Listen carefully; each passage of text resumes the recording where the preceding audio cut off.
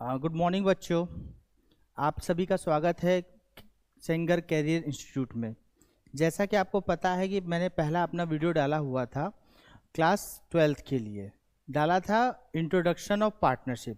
थोड़ा छोटा सा रिकैप कर लेते हैं हम लोग कि उस पार्टनरशिप में मैंने क्या बताया था, फिर उसके बाद मैं आगे बढ़ूंगा। ठीक है, तो सबसे पहले मैंने ये बताया था जो हमारे पार्टनरशिप में होता है, वहाँ पे दो या दो से अधिक व्यक्ति मिलकर अगर किसी बिजनेस को, किसी फर्म को रन कराते हैं और प्रॉफिट शेयर करते हैं तो उसे हम पार्टनरशिप कहते हैं। पार्टनरशिप में मैंने ये भी बताया था कि डीड के बारे में। डीड होती क्या है? डीड जो होती है वो रिटन एक्नॉलेजमेंट होती है, जो जिसमें कंपनी के बारे में यानी फर्म के बारे में, फर्म के नेचर के बारे में, बिजनेस के बारे में और पार्टनर्स के नेम, वो किस रेशियो में डिस्ट्रीब्यूट करेंगे वो, और कैपिटल और भी चीज़ें लिखी होती हैं जो कि लीगल के तौर पे काम करते हैं। अगर वो रजिस्टर्ड है किस एक्ट के अकॉर्डिंग, आप लोग को याद है? चलिए मैं बताता हूँ। इंडियन पार्टनरशिप एक्ट 1932 के अकॉर्डिंग वो सभी रजिस्टर्ड है। ठीक है, तो ये छोटा सा रिकैप था। एक मैंने रूल बताया हुआ था। वो रूल क्या था? मैंने ये बताया था अगर डीड साइलेंट है तो कौन कौन से एडजस्टमेंट करने होंगे। मैंने ये भी बताया था कि ये लिखेगा नहीं कि डीड हमारी साइलेंट है कि एब्सेंट है, वो आपको खुद पहचानना पड़ेगा या खुद समझना पड़ेगा कि वो आपसे क्वेश्चन कह क्या रहा है। कोई भी क्वेश्चन करिए तो घबराइए मत कि उसको बस मिला उसको सॉल्व कर दिए, नहीं हुआ एक बार में तो क्वेश्चन नहीं आ रहा है, ऐसा कुछ नहीं होता है। पहले आप ये समझिए, क्वेश्चन को एनालाइज करिए कि वो क्वेश्चन आपसे कह क्या रहा है, क्या समझना चाह रहा है, क्या आपसे वो आंसर मांग रहा है। ठीक है, करने को सब कुछ कर लेते हैं, एक तरह से खिचड़ी बना लेते हैं ना पढ़ते वक्त, लेकिन आपको कॉन्सेप्ट बस क्लियर रखना है। कॉन्सेप्ट क्लियर रहेगा तो गड़बड़ी नहीं होगी और ना क्वेश्चन गलत होगा। ठीक, तो मैंने ये बताया था कि जो डीड साइलेंट होता है या एब्सेंट होता है वो लिखा नहीं होता है, वो ऐसे देगा जैसे इंटरेस्ट ऑन कैपिटल के बारे में नहीं कहा होगा, इंटरेस्ट ऑन ड्राइंग के बारे में नहीं कहा गया होगा, इंटरेस्ट ऑन लोन के बारे में नहीं कहा गया होगा, पार्टनर के शेयरिंग रेशियो के बारे में नहीं कहा गया है। देखिए कुछ बच्चे गलती करते हैं। गलती कहाँ करते हैं कि अगर पार्टनरशिप में रेशियो नहीं दिया है तो उसके कैपिटल रेशियो को ही रेशियो बना देते हैं। ठीक, और एक और गलती करते हैं जो कि इस एक पार्टनरशिप का जो रूल होता है उसी रूल को वो फॉलो करने लगते हैं। ठीक है, तो आपको बस ध्यान देना है, क्वेश्चन में ये आपसे लिख के देगा कि पार्टनर्स जो हैं आपस में जो प्रॉफिट बांटेंगे वो किस रेशियो बांटेंगे, या तो इक्वली बांटेंगे या किसी रेशियो बांटेंगे या पार्टनर्स कैपिटल रेशियो में बांटेंगे। अगर कुछ नहीं कह रहा है तो सिंपल सा है क्या कि आप उसे इक्वल बांटेंगे। जैसा कि मैंने बताया था कि टोटल 6 एडजस्टमेंट करते हैं। मैं थोड़ा छोटा सा रिकैप कर दे रहा हूँ। पहला एडजस्टमेंट क्या था कि किसी भी नए पार्टनर को हम एडमिट नहीं करेंगे, किसी भी पार्टनर को इंटरेस्ट ऑन कैपिटल नहीं मिलेगा, किसी भी पार्टनर को इंटरेस्ट ऑन ड्राइंग नहीं मिलेगी, ना ही किसी भी पार्टनर को रिम्यूनरेशन मिलेगा, और जो इंटरेस्ट ऑन लोन होगा वो 6% होगा और प्रॉफिट शेयरिंग रेशियो इक्वल होगा। अब उम्मीद है कि आप सभी को याद होगा। आज हम उसके आगे स्टेप बढ़ते हैं। वो स्टेप है पीएल एप्रोप्रिएशन अकाउंट। ठीक है, चलिए देखते हैं।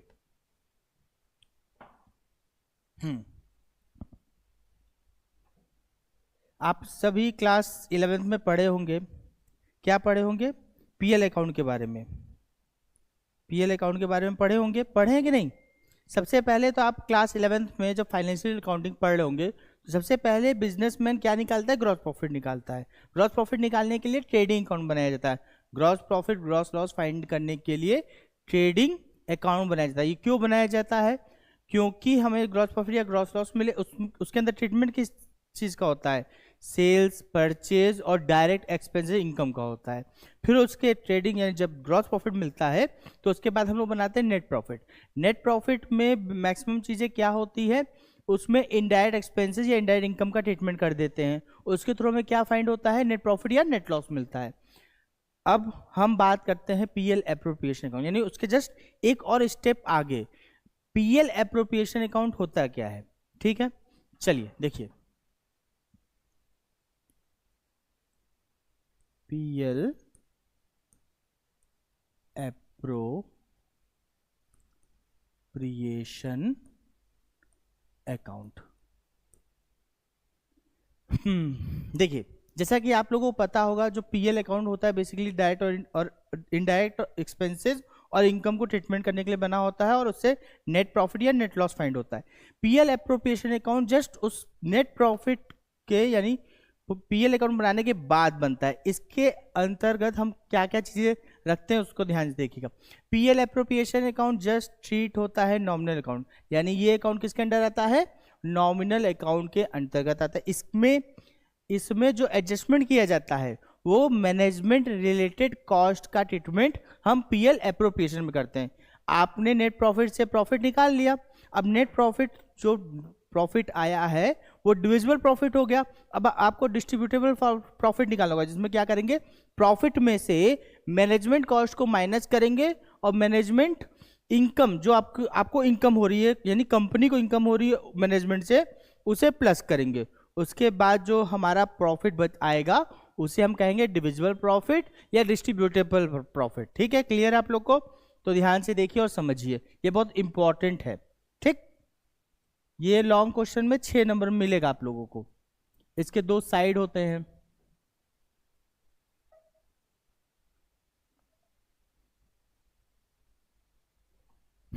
पीएल एप्रोप्रिएशन अकाउंट बनाने के लिए रूल पहले जानना होगा। रूल क्या होगा, पीएल एप्रोप्रिएशन अकाउंट तभी बनेगा जब मैनेजमेंट रिलेटेड एक्सपेंसेस या कॉस्ट दिए होंगे।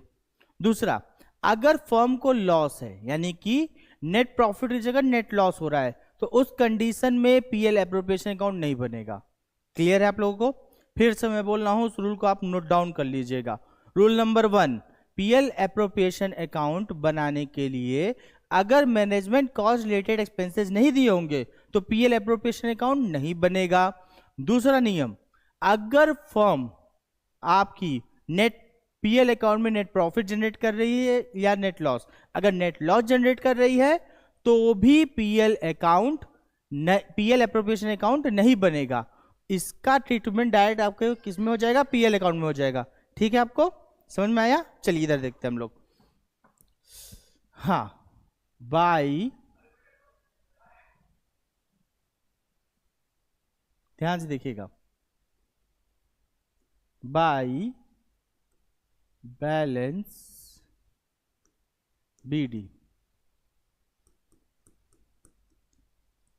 देखिए, बाई बैलेंस बीडी, ये जो नेट प्रॉफिट में आपका प्रॉफिट बैलेंस आता है उस प्रॉफिट बैलेंस को हम यहां पे ट्रांसफर करते हैं। ठीक है, इसका टू बैलेंस बीडी होगा नहीं, क्योंकि मैंने एक नियम बता दिया ना। क्या बताया? अगर नेट लॉस होगा तो पीएल एप्रोप्रिएशन अकाउंट नहीं बनेगा। हाँ, अगर क्वेश्चन कहता है यानी मैनेजमेंट कहती है कि हमें बनाना है तब उसकी बात अलग है, लेकिन इसके बेसिस पे हम नहीं बनाएंगे। इधर क्या होगा, बाई बैलेंस बीडी होगा। ठीक, अब मैनेजमेंट रिलेटेड कॉस्ट क्या हो सकता है? सबसे पहले होता है to general reserve. To general reserve, general reserve क्या होता है? किसी को पता है? नहीं पता? कोई बात नहीं, मैं बताता हूं। जनरल रिजर्व वो रिजर्व होता है जो कि कंपनी अपने प्रॉफिट में से कुछ हिस्से को बचा के रख लेती है। क्यों बचाती है भाई? इसलिए बचाती है कि बिजनेस में इन फ्यूचर कुछ अनसर्टेन लॉस हो जाते हैं। देख, सर्टेन लॉस है तो उसके लिए हम प्रोविजन बना देते हैं, जैसे प्रोविजन फॉर बैड डेप्ट, प्रोविजन फॉर डेप्रिसिएशन, ये हम प्रोविजन बनाते हैं जो कि अनसर्टेन लॉस होता है। अब अनसर्टेनिटी के लिए क्या करेंगे? कोई तो प्रोविजन बनेगा नहीं। कोई ये नहीं सोचता कि हमारे यहाँ चोरी होगा कि आग लगेगी, कोई ये जानता है? नहीं, वो जानता है। इसीलिए हर व्यक्ति, चाहे व्यक्ति हो चाहे कंपनी हो, वो कुछ पैसे बचा के रखता है, क्योंकि फ्यूचर में जो अनसर्टेन लॉस होता है उस लॉस को कवर करने के लिए वो प्रॉफिट में से कुछ हिस्सा बचाती है। आप लोग देखे होंगे आपके फैमिली मेंबर में आपके पेरेंट्स कहते होंगे आपसे कि बेटा थोड़ा थोड़ा पैसा बचा के रखो, इन फ्यूचर आपको कुछ चाहिए होगा तो वही क्यूमुलेटेड अमाउंट आपको हेल्प करेगी। किसी जैसे मान लीजिए XYZ 3 फैमिली मेंबर है एक घर में, ठीक है? X पति है, Y पत्नी है और Z बच्चा है। ठीक, एक्स जो होता है वो कंपनी में काम कर रहा होता है, ठीक है, वाई बीमार पड़ जाती है, ठीक, क्योंकि वो सैलरीड पर्सन है, उसको ये रिजर्व रखना या पैसा बचाना कोई इंपॉर्टेंट रखता नहीं है, कहता है कि जो पैसा मिल रहा है उसे एंजॉयमेंट करो और लाइफ सक्सेस है, ठीक है। लेकिन अब जब उसकी पत्नी जो है वो बहुत ज़्यादा बीमार पड़ जाती है कि उसके इलाज के लिए, मतलब कि उसके इलाज के लिए पैसे की नीड होती है, तो वो पैसा कहाँ से लाएगा? क्योंकि उसका तो मानना था ना ये बात कि हम पैसा जितना बचाएंगे वो बेवकूफ़ी है, आज की लाइफ मिली, आज की लाइफ एंजॉय करो, फ्यूचर का देखा जाएगा जो होगा। तो नहीं, ये जो थॉट रखते हैं, जो जो छोटे मोटे थॉट रखते हैं, वो सर्टेन लॉस से बच जाएंगे, लेकिन जो अनसर्टेन या ह्यूज लॉस होता है उससे वो बच नहीं पाएंगे। तो मेरा ये सभी से आग्रह है, इस वीडियो के तहत मैं आप सबको ये कहना चाहता हूँ, जिसके फैमिली मेम्बर इंश्योरेंस नहीं लिए वो इंश्योरेंस जरूर करा ले, क्योंकि आज का कल का कोई भरोसा है नहीं, ठीक है। चलिए मैं अपने टॉपिक पे आता हूँ। तो मैं बता रहा था जनरल रिजर्व के बारे में। जनरल रिजर्व बेसिकली क्या बताया जाता है? जनरल रिजर्व इसलिए बनाया जाता है कि कंपनी में जो भी अनसर्टेन लॉस होता है उस लॉस से बचने के लिए हम प्रॉफिट में से हिस्सा बचा के रख लेते हैं। आज से 2019 से पहले रूल था कि हर कंपनी 20% तक जनरल रिजर्व को रिजर्व करेगी, लेकिन 2019 के बाद थोड़ा सा हिदायत मिला है, कंपनी गवर्नमेंट ने कहा है कि हर कंपनी अब 10% ही बचा के रखे, ठीक है। ये जनरल रिजर्व क्लियर हो गया आप लोग को? Very good. चलिए आगे बढ़ते हैं।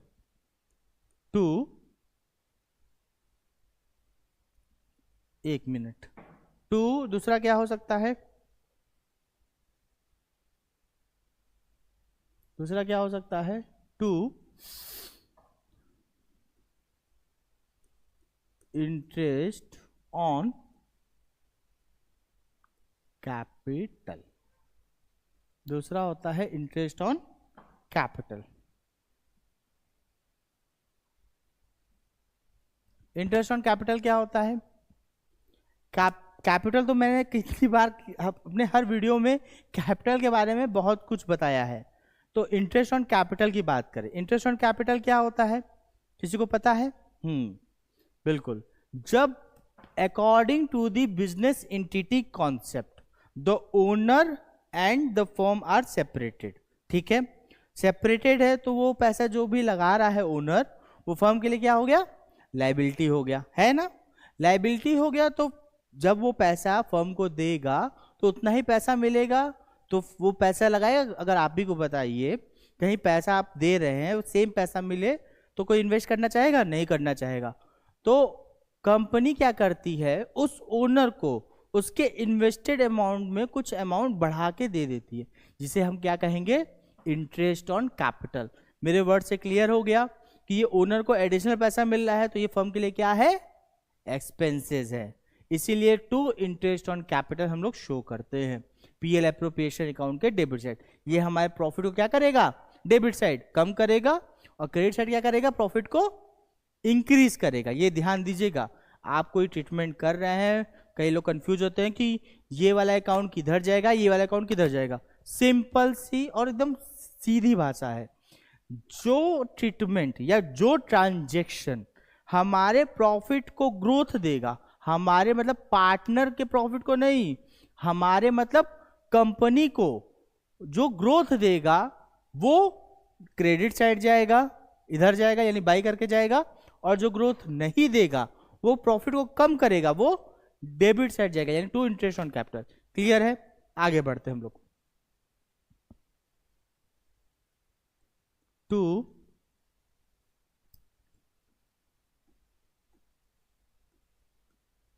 रिम्यूनरेशन। रिम्यूनरेशन क्या होता है? जो पार्टनर फर्म में एक्टिवली फंक्शन करता है, जैसे मान लीजिए एक्स वाई जेड 3 पार्टनर हैं, तीनों पार्टनर में एक्स जो है कंपनी के वर्किंग को भी देखता रहता है, वाई जेड बाहर ही रहते हैं, पैसा बस इन्वेस्ट करते हैं और प्रॉफिट ले जाते हैं। एक्स जो एक्टिवली बिजनेस को चला रहा है उसको कुछ एडिशनल पैसा देंगे? अगर नहीं देंगे तो वो भी कहेगा हम पैसा लगा रहे हैं, जैसे वाई जेड कमा रहे हैं वैसे हम भी कमाएंगे। तो जो एक्स कंपनी में कंपनी की ग्रोथ के लिए काम कर रहा है, उस काम के लिए हम उसको सैलरी या रिम्यूनरेशन कमीशन के रूप में दे देंगे। तो कमीशन के रूप में हम पार्टनर को दे रहे हैं, तो पार्टनर की इनकम है, हमारी इनकम नहीं है। इसमें कंफ्यूज होते हैं बच्चे कि सैलरी ओनर को मिल रहा है तो वो कंपनी का इनकम हुआ, नहीं, वो एक्सपेंस होता है। इसलिए एक्सपेंस कहाँ आ जाता है, डेबिट साइड में जाता है।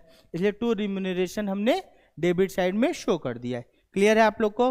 Very good. चलिए आगे बढ़ते हैं हम लोग। अब दिखाएंगे हम लोग और क्या आता है। इधर इधर देखते हैं। इनकम में एक कंडीशन होता है ड्राइंग। ड्राइंग पे जो इंटरेस्ट लगता है, इंटरेस्ट ऑन ड्राइंग, वो इधर दिखाया जाएगा। ठीक है, इंटरेस्ट ऑन ड्राइंग। एक सेकेंड एक सेकेंड एक सेकेंड।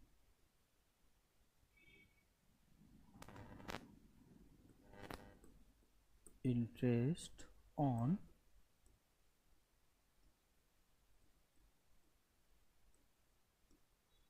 ऑन ड्राइंग, ये आपका क्या होगा, इनकम होगा। चलिए आगे बढ़ते हैं हम लोग। क्लियर है आप लोग को? इंटरेस्ट ऑन ड्राइंग बताना पड़ेगा। चलिए ठीक है, मैं छोटा सा बता देता हूँ। जिस तरह से ओनर को रिप्रेजेंट करने के लिए कैपिटल होता है, ठीक उसी तरह से ओनर को रिप्रेजेंट करने के लिए ड्राइंग होता है। अगर वो पैसा इन्वेस्ट कर रहा है तो कैपिटल, और निकाल रहा है तो ड्राइंग। कैपिटल पे जैसे फर्म उसे इंटरेस्ट दे रही है, तो जो पैसा लेगा उससे फर्म पैसा नहीं लेगी, तो लेगी तो फर्म के लिए क्या हो गया, इनकम। पार्टनर के लॉस है पर फर्म के लिए क्या है, इनकम है, इसलिए उसको हम इनकम साइड में शो कर दिए हैं। क्लियर है आपको? कोई दिक्कत? पक्का ना? चलिए आगे बढ़ते हैं हम लोग।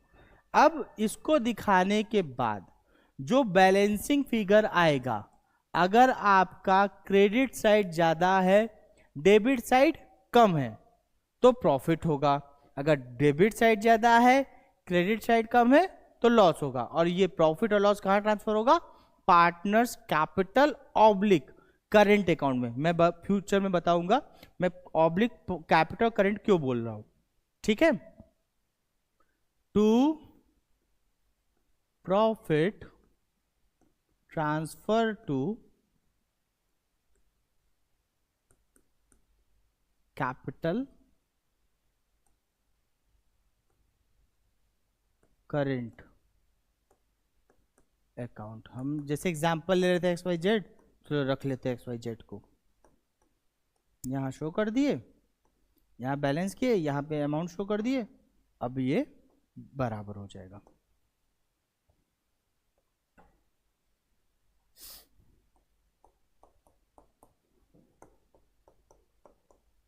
ठीक है, ये है आपका पीएल एप्रोप्रिएशन अकाउंट। ठीक, चलिए आगे बढ़ते हैं हम लोग। मैंने जैसे पीएल एप्रोप्रिएशन अकाउंट बता दिया आप लोग को।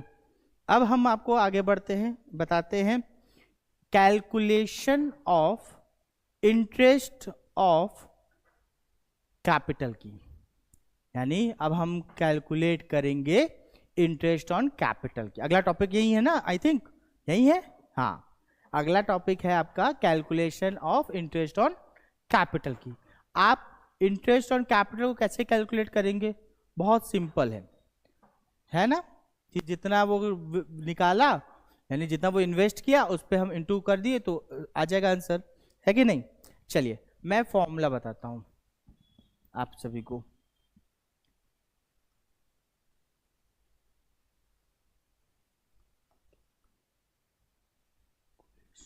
Of interest on capital.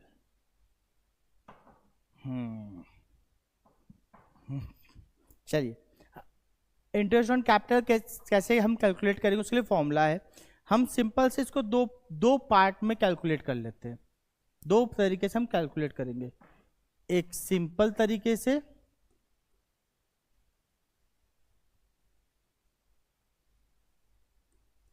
एक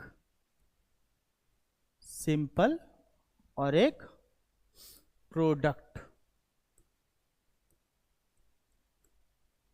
एक और तरीका होता है, एक और तरीका होता है, एक सिंपल हो गया, एक प्रोडक्ट हो गया, और एक होता है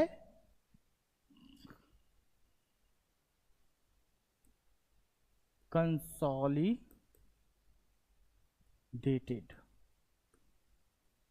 मैं बताऊंगा इसको क्यों कंसोलिडेटेड बोलते हैं। ठीक है, जैसे मान लीजिए फॉर एग्जाम्पल, जैसे मान लीजिए ए एंड बी पार्टनर है। ठीक, ए एंड बी पार्टनर है, किस रेशियो में है? रेशियो इनके बीच में है 2:1 का। ठीक है, ए बी पार्टनर है, उनके बीच में रेशियो जो है वो 2:1 का है। 1 अप्रैल 2015 को ए इन्वेस्ट करता है कितना रुपए? 15 लाख रुपए। ठीक, ए इन्वेस्ट करेगा 15 लाख रुपए।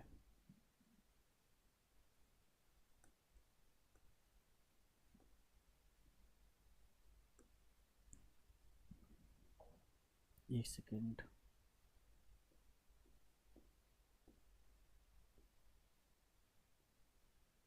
ए इन्वेस्ट कर रहा है 15 लाख रुपए। ठीक, एंड बी जो है कितना रुपए इन्वेस्ट कर रहा है? वो इन्वेस्ट कर रहा है 10 लाख। ठीक, 1 अप्रैल 2015 को ए ने 15 लाख इन्वेस्ट कर दिया, बी ने 10 लाख इन्वेस्ट कर दिया। ठीक, 1 जुलाई 2015 में इन्होंने डिसाइड किया इनका जो कैपिटल रेशियो होगा, कैपिटल होगा विल बी इक्वल होगा, equal of capital value on 30th जून 2015। ठीक है, देखो जब हम इंटरेस्ट ऑन कैपिटल कैलकुलेट करते हैं तो इसमें बहुत इंपॉर्टेंट होता है डेट का रोल। अगर आपको डेट का रोल क्लियर होगा तो आप इजीली कर सकते हो, अगर डेट का रोल क्लियर नहीं होगा तो नहीं कर पाओगे, है ना। चलिए ठीक है, देखते हैं। हमने बताया कि 1 अप्रैल 2015 को ए ने 15 लाख रुपए इन्वेस्ट किया, बी ने 10 लाख रुपए इन्वेस्ट किया, लेकिन 1 अप्रैल 2015 को ये डिसाइड होता है कि दोनों अपने कैपिटल को इक्वली कर देंगे, यानी 1 जुलाई 2015 के बाद उनका कैपिटल क्या हो जाएगा? बराबर हो जाएगा, है ना। चलिए देखिए, 1 अप्रैल से 1 जुलाई के बीच में कोई ट्रांजेक्शन दिख रहा है? दिया ही नहीं है, तो कहां से दिखेगा? ठीक है, कोई ट्रांजेक्शन तो हुआ ही नहीं है, तो यानी जो 1 अप्रैल 2015 को हमारा कैपिटल था, सेम कैपिटल हमारा 30 जून 2015 को भी है। तो अगर हम दोनों के कैपिटल को जोड़ ले, यानी हम कैलकुलेशन यहां दिखाते हैं आपको। चलिए देखिए, ऑन 30th जून 2015 कैपिटल कितना है? कैपिटल लेना है ए प्लस बी, कितना है? 10 लाख ए का था, सॉरी 15 लाख ए का था और 10 लाख बी का था, टोटल हो गया 25 लाख। कितना हो गया? 25 लाख, जिसको इक्वली हम डिस्ट्रीब्यूट करेंगे तो क्या हो जाएगा? 12,50,000 ईच हो जाएगा, 12,50,000 ईच हो जाएगा। ठीक है, अब हम कैलकुलेट करते हैं calculation of interest on capital of A का हम कैलकुलेशन करते हैं इंटरेस्ट ऑन कैपिटल का। ठीक है, हमने बताया था कि 3 मेथड से हम उसे कैलकुलेट कर सकते हैं। ठीक, तो हम सिंपल मेथड बताते हैं। ठीक, हमारा जो कैपिटल था वो कितना था? 15 लाख रुपए था ए का, है कि नहीं? 15 लाख रुपए था। ए का। ठीक, फॉर्मूला क्या कहता है इंटरेस्ट ऑन कैपिटल का? फॉर्मूला क्या कहता है हमारा? फॉर्मूला, चलिए मैं फॉर्मूला बता देता हूं आपको। फॉर्मूला क्या होगा? Invested value, invested value into rate into time upon 100 into 12/365। अगर मंथ में दिया है तो डिवाइड बाय 12 कर देंगे, अगर डेज में दिया है तो डिवाइड बाय 365 कर देंगे। ठीक है, ये हमारा फॉर्मूला है। ए ने कितना कैपिटल इन्वेस्ट किया था? ए ने कितना कैपिटल इन्वेस्ट किया था? 15 लाख रुपए। ठीक, रेट ऑफ इंटरेस्ट हम मान लेते हैं 10% है। ठीक, कितने महीने तक 15 लाख रुपए था? कितने महीने तक 15 लाख रुपए था? अप्रैल, मई, जून, 3 महीना, यानी कि 3/12 कर देंगे। ठीक है, तो क्या आ जाएगा? बहुत सिंपल कैलकुलेशन है, कैलकुलेशन आपको स्ट्रांग रखना पड़ेगा। 3 एकम 3, 3 चौके 12, 4 से इसको हटाएंगे, 4 3 12, 3 4 7 28, 2 4 5 20। ठीक, यानी कि आ जाएगा आपका 37,500। ठीक, ऐसे ही निकालेंगे बी का। अभी पूरा साल का भी एक आया नहीं है। फिर उसके बाद क्या हो गया था? फंड चेंज होके सबका कितना हो गया था? 12,50,000 रुपए। कब से? चलिए मैं यहां लिख दे रहा हूं, ये है 1 अप्रैल 2015 से 30 जून 2015 तक का। अब निकालेंगे 1 जुलाई 2015 से 31 मार्च 2016 तक का। ठीक है, 12,50,000 रुपए है। रेट ऑफ इंटरेस्ट 10% है और टाइम कितना हो गया? 9/12। ठीक है, 3 जीरो से 2 जीरो से 2 जीरो कैंसिल, 3 त्रिक 9, 3 चौके 12, 4 से इसको काटेंगे, 4 तिया 12, 4 एकम 4, 4 दूनी 8, 4 पंजे 20, 31,250 गुणे 3 कर देंगे तो कितना आ जाएगा? 31,000 कर देंगे तो कितना आएगा? गुणे 3 कर देंगे कितना आएगा? 0 से 0 हो जाएगा, 5 तिया 15, हासिल लगा 1, 3 दूनी 6, 1 7, 3 एकम 3, 3 एकम 3 और 3 एकम 3, 3 त्रिके 9। ठीक, 0 3 5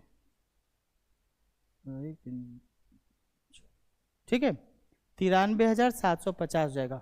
तो टोटल इंटरेस्ट हो जाएगा ए, टोटल इंटरेस्ट ऑफ ए कितना हो जाएगा? टोटल इंटरेस्ट ऑफ ए का 37,500 प्लस 93,750 जोड़ दो, 0 5 7 7 5 12 के 2, हासिल लगा 1 1, 7 3 10 11 के 1, हासिल लगा 1 1, 9 3 12 1 13, 1,31,250 रुपए आपका इंटरेस्ट ऑन कैपिटल हो जाएगा ए का।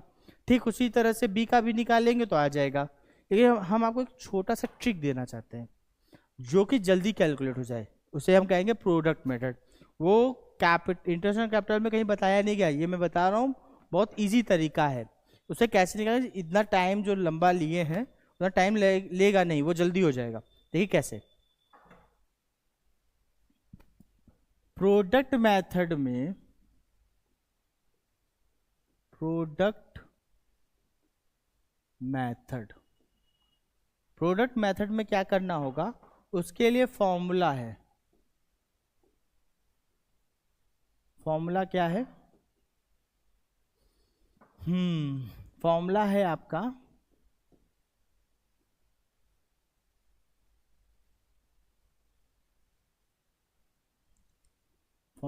आपका पहले आप निकालेंगे प्रोडक्ट। पहले आप क्या निकालेंगे? प्रोडक्ट। प्रोडक्ट का फॉर्मूला हो जाएगा इन्वेस्टेड वैल्यू इनटू टाइम, फिर इंटरेस्ट ऑन कैपिटल का फॉर्मूला हो जाएगा product into rate upon 100 into 1/12। ये बहुत इजी तरीका है, इसका आप लोग स्क्रीनशॉट ले लीजिए, ये फॉर्मूला हमेशा याद रखिएगा, ठीक है। तो इस फॉर्मूले के अकॉर्डिंग हम देखेंगे, तो देखिए पहले हम लोगों ने 15 लाख रुपए इन्वेस्ट किए थे। कितने महीने के लिए किए थे 15 लाख रुपए इन्वेस्ट? 3 महीने के लिए किए थे। 15 दिया 45 लाख, ठीक। फिर हम लोगों ने 12,50,000 रुपए इन्वेस्ट किए। ये कितने महीने के लिए किए हम लोग? 9 महीने के लिए। तो मल्टीप्लाई कर देंगे, तो 0 का 3 बार 0 हो जाएगा, 0 हो गया। अगला भी 9.45 के 5 हासिल लगा 4, 9 दूनी 18, 4 22 के 2 हासिल लगा 2, 9 एकम 9 2 11, ठीक है। यानी कि ये वैल्यू हो जाएगा। अब इसको जोड़ दीजिए, इसको जोड़ देंगे तो 0 का 0, 0 का 0, 0 का 0, 0 का 0, 5, 5 2 7, 4 1 5, ये आ जाएगा, ठीक है। अब इस पे हम फॉर्मूला पुट करते हैं, 1 57 50 000 इंटू 10/100 इंटू 1/12, ठीक है। 0 0 कैंसिल। अब 12 से डायरेक्ट काट देते हैं, 12 एकम 12, ठीक है। 12 एकम 12, बचा कितना? 3 37, 24 बातें हैं 36, बचा कितना? 1। फिर 12 एकम 12 हो गया 30, 12 12 12 दूनी 24, 6 12 पंजे 60, ये आ गया आपका। कितना आ गया? 1,31,250, ठीक। अब इसी से आप बी का निकाल के आप कमेंट सेक्शन में डाल सकते हैं, मैं देखूंगा, आगे भी आपको कैलकुलेशन बताऊंगा। आज की क्लास हम यहीं पे कंप्लीट करते हैं। उम्मीद है आप लोगों को पसंद आया होगा। इसी तरह से आप लोग कैलकुलेशन करिए और जो क्वेश्चन कर रहे हैं उस पर हमेशा कॉन्फिडेंट रहिए कि आप सही कर रहे हैं। अगर आप पहले लगाने से पहले सोचेंगे कि हमसे होगा नहीं, हम डर रहे हैं, हम ये लगाएंगे तो ये गलत हो जाएगा, पहले अपने मन से ये डर निकाल दीजिए कि आपसे होगा नहीं या आप लगाएंगे तो गलत हो जाएगा। कुछ बच्चे ऐसा भी सोचते हैं कि क्वेश्चन मैक्सिमम लगा रहे हैं, कहीं गलत हो गया तो फिर से करना पड़ेगा। भाई मेहनत करने से डर क्यों रहे हो? यही लास्ट है, मैंने बोला ना एकेडमिक का ये लास्ट सेक्शन चल रहा है, तो कृपया करके मेहनत से पीछे मत भागिए, आप लगाइए। ज़्यादा क्या गलत होगा आप करिए, नहीं हो समझ में आता है आप ग्रुप में भेजिए, मैं बताऊंगा आपको, ठीक है। तो अगले क्लास में हम पार्टनर्स कैपिटल के बारे में और उसके आगे के बारे में पढ़ेंगे, ठीक है। चलिए, थैंक यू।